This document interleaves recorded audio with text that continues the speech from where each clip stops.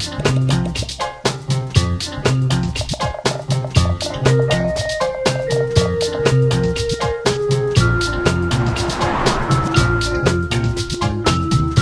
name may have changed, but our commitment to advancing your business with unparalleled baking solutions and expertise never will.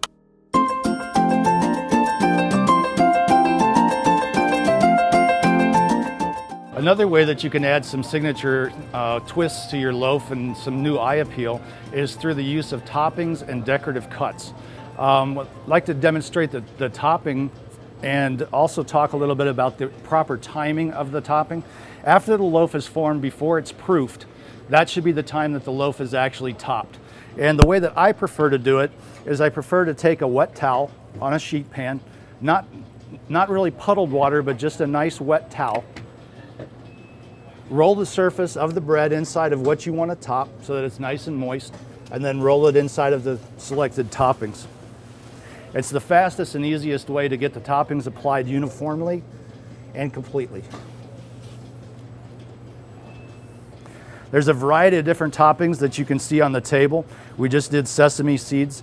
If you look, you can alternate down here with poppy seeds and sesames like was done on this epi roll, which I think is a very nice touch. You can do just plain poppy seeds. You can also get into other things like cracked wheat, rolled oats.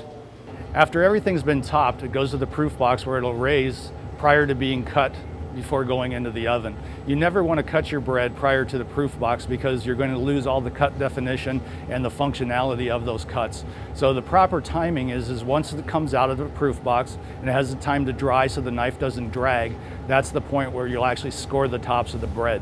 One other thing about cuts is you can, again, in using many different varieties of cuts, you can offer different things to your customers. Again, it's that many from one concept of bread baking, so that they think that you're working really hard and all you're really doing is just swapping pans of toppings and using your knife in a different manner. Staying with my theme of getting many different products out of one particular dough, another way you can do that is through inclusions. This loaf here is made with rehydrated dry onions, dill, and rosemary. Just put in a mixing bowl, mix together until it's homogeneous, and then scaled into loaves. This one is a Kalamata olive and Parmesan cheese, again from the same dough platform, just stirred in. Be careful working with Kalamata olives. You always have to do 100% inspection on those because there's pits. Even in the pitted ones, you still have to be extremely careful. The last variety we have here is a grain that's been introduced to the same dough platform. This particular one is our super soaked grains. These are pre-cooked grains that are moist, so they don't draw any of the moisture away from your breadcrumbs. They actually provide moisture. Very nice product to work with, and again, very versatile. This particular loaf of bread is a chopped bread. This one has cheddar cheese and jalapeno slices chopped inside of it with the contents of 1 egg. So showing you over here, we're going to start with just that same white dough. I've added some pickled nacho slices.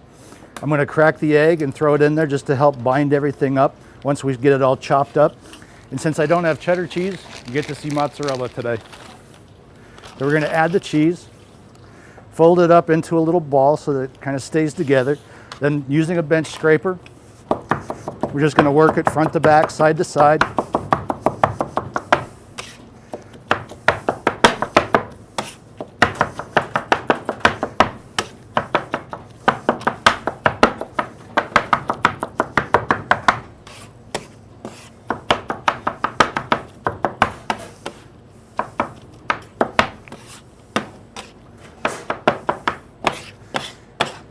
Put that into an 8-inch cake pan with the sides greased so that it comes out easily once it's proofed and baked.